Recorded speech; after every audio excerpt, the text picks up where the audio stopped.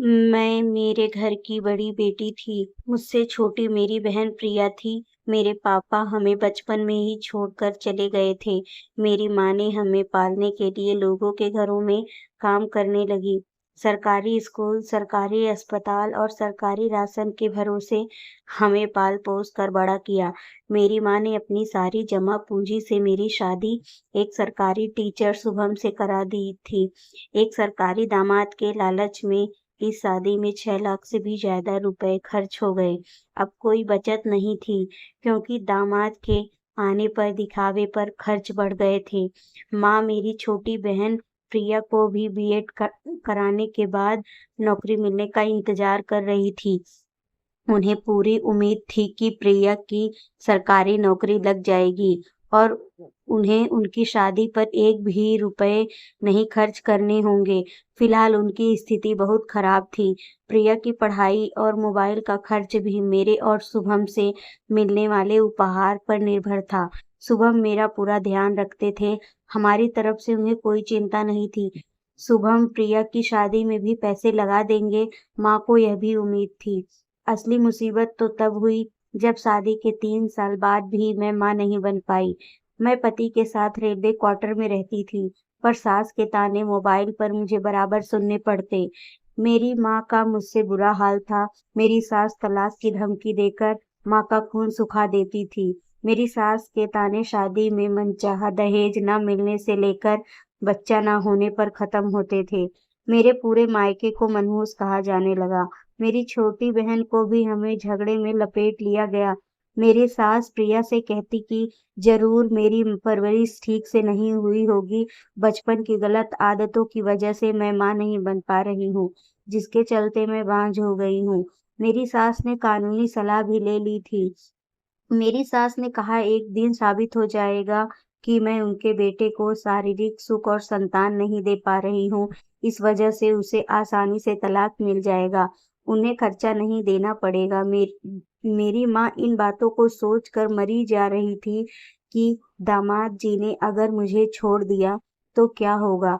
मेरी दूसरी शादी करने के लिए पैसे तो बचे नहीं थे, और फिर दूसरा आदमी शादी करेगा क्यों। मैं और मेरे पति शुभम डॉक्टर के पास गए। डॉक्टर ने बताया कि शुभम के वीर्य में शुक्राणुओं की कमी है। शुभम के शुक्राणुओं को बढ़ाने के लिए डॉक्टर ने 2 महीने तक हर हफ्ते दवाइयां दी और इंजेक्शन लगाया, पर इस उपाय का कोई भी असर नहीं हुआ। जब किसी भी डॉक्टरी इलाज से काम नहीं बना, तो माँ के बताए हुए उपाय देसी नुस्खे को अपनाया गया, पर इन सारे उपाय से भी कोई फर्क नहीं पड़ा। पति की पगार समय पर आए न आए, पर मेरी माहवारी ठीक 28 दिन में आ जाती थी। हम पति पत्नी एक दूसरे को बेहद प्यार करते थे और एक दूसरे की कमी बताते नहीं थे। असलियत यह थी कि मेरे पति शुभम की सेक्स में दिलचस्पी नहीं थी। मैं पति को रिझाने की पूरी कोशिश करती, बिस्तर पर उसे चिपक जाती, उनके गालों को चूम लेती, लेकिन शुभम पर इसका कोई खास फर्क नहीं पड़ता। इसके बाद हमने टोटके का सहारा लिया। कुम्हार के घर जाकर पुत्र प्राप्ति के लिए प्रार्थना की और एक डोरी जिससे वह मिट्टी के बर्तन बनाता है मांग लाए। घर आने के बाद एक गिलास पानी उसमें डाल दी। 1 हफ्ते तक डोरी उस पानी में भिगोकर अगले मंगलवार को गिलास में डोरी निकालकर हम दोनों ने पानी पी लिया, और इसके बाद वह डोरी हनुमान मंदिर जाकर समर्पित कर दी। उस रात हम दोनों ने संबंध भी बनाए। फिर 28 दिन जब मुझको पीरियड नहीं आए तो शुभम दौड़कर प्रेगनेंसी किट ले आए, पर यह कोशिश भी नाकाम रही। तीसरे दिन खाना बनाते समय मुझे पीरियड्स हो गया। शुभम की बहन ने एक टोटका आजमाया। अपने बच्चे का दांत एक काले कपड़े में बांधकर काले धागे की मदद से मेरी कमर में बांध दिया। अब जब तक मैं पेट से ना हो जाऊं, इस धागे को किसी भी कीमत पर ना उतारने की कठोर हिदायत दी गई। दांत बांधे हुए भी 3 महीने का समय हो चुका था, लेकिन अभी भी मेरी कोख सूनी थी। धीरे धीरे शुभम भी अब मुझको ही बच्चा न होने के लिए कसूरवार मानने लगे। मौसी, नानी, बुआ, दाई, सभी आसपास के लोग मुझे ही ताने मारने लगे। किसी ने ये नहीं सोचा कि कमी उनके बेटे में भी हो सकती है। मैं थक चुकी थी। अब मेरे पास खुदकुशी करने के अलावा और कोई रास्ता नहीं था। मरने की सोचना आसान है, पर मरना आसान नहीं। कहते हैं कि मुसीबत भी इंसान को बहुत ही पत्थर, शातिर और धोखेबाज बना देती है। इसी बीच मेरा देवर संदीप 4 साल पटना में कोचिंग के बाद मेरे और शुभम के साथ रहने आ गया। शहर में उसकी सरकारी नौकरी के एग्ज़ाम थे। मुझको संदीप के आने से बहुत राहत मिली। शुभम और मेरी सास को अब मुझ पर हुक्म चलाने का मौका नहीं मिलता था। मेरी संदीप से खूब जम रही थी। ऐसा लगता था जैसे हम दोनों जन्म जन्मांतर के दोस्त थे। संदीप के हर काम का समय तय था। सुबह उठकर 2 किलोमीटर की दौड़, फिर दोपहर में घंटों तक सोना और रात 12 बजे तक पढ़ाई में बिजी रहना। मैं उसके आगे पीछे असिस्टेंट की तरह खड़ी रहती और देवर के हर फरमाइश को मुंह से निकलने से पहले पूरा कर देती। शुभम के घर आने के बाद उनकी मोटरसाइकिल से हम दोनों खरीदारी को जाते। शादी के 3 साल बाद पता चल रहा था कि मैं किस गली और किस मोहल्ले में रह रही थी। शहर में कौन सी घूमने की जगह थी। प्रेम को पनपने के लिए इतनी जगह बहुत है। दोपहर को संदीप के उठने का समय हो गया था। मैं उसके कमरे में गई तो वो सो रहा था।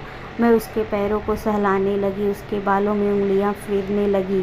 तभी संदीप ने एक झटके में मुझको खींचकर सीने से सटा लिया और मुझको अपनी बाहों में भर लिया। फिर हम एक दूसरे में खो गए। अगले दिन मैं और संदीप नज़र नहीं मिला रहे थे, पर हमारे बर्ताव से साफ समझ आ रहा था कि हम दोनों बहुत खुश थे। एक दिन मैं घर की सफाई कर रही थी, तभी संदीप आकर मेरी कमर में पीछे से हाथ डाला और कूल्हों को सहलाया तो मैंने गुस्से में उसकी पीठ पर हल्के से झाड़ू से मार दिया। उसे लिमिट में रहने की हिदायत दी और जब संदीप बुरा मान गया तो तुरंत ही मैंने कान पकड़कर माफ़ी मांग ली। मेरा खुराफाती दिमाग पूरी कुशलता से काम कर रहा था। एक रात मैंने शुभम को बताया कि इन दिनों मैं शिवलिंग 201 भाग और पुत्र जीविक 202 भाग को मिश्री के साथ खा रही हूँ और ननद का दिया टोटका बांधा ही है, तो अच्छी उम्मीद हो। फिर रात में देर तक मैंने शुभम के साथ भी संबंध बनाए। यह कई दिनों तक चलता रहा, दोपहर में संदीप और रात में शुभम के साथ। एक दिन मुझे पता चला कि मैं प्रेग्नेंट हूँ। मैंने शुभम की पसंद की कॉफ़ी और पकौड़े बनाए और उसे यह खुशखबरी सुनाते हुए उसकी गोद में बैठ गई तो उसने मुझे ढेर सारा प्यार किया। मेरे घर वालों को जब यह पता चला तो उनकी खुशी का ठिकाना ना रहा। मेरी माँ ने पूरे मोहल्ले में लड्डू बांटे। मेरी बहन प्रिया भी बहुत खुश थी। उसने मुझे फ़ोन पर बधाई दी। अब मेरी सास भी मुझसे प्यार करने लगी थी। वह मेरा बहुत ख्याल रखती थी। संदीप अपना एग्जाम देकर वापस पटना चला गया था। मैंने प्रेगनेंसी के आखिरी दिनों में संदीप को वापस बुला लिया। अब दिन भर बेरोक टोक संदीप मेरे साथ रह सकता था और एग्जाम की तैयारी भी कर सकता था। ठीक मेरी डिलीवरी के दिन संदीप का रिजल्ट आ गया। संदीप को सरकारी नौकरी मिल गई। मेरे बच्चे की आंखें मुझसे मिलती थी। नाक, कान और बाकी की सारी चीजें ससुराल के किसी न किसी सदस्य से मिलती थी।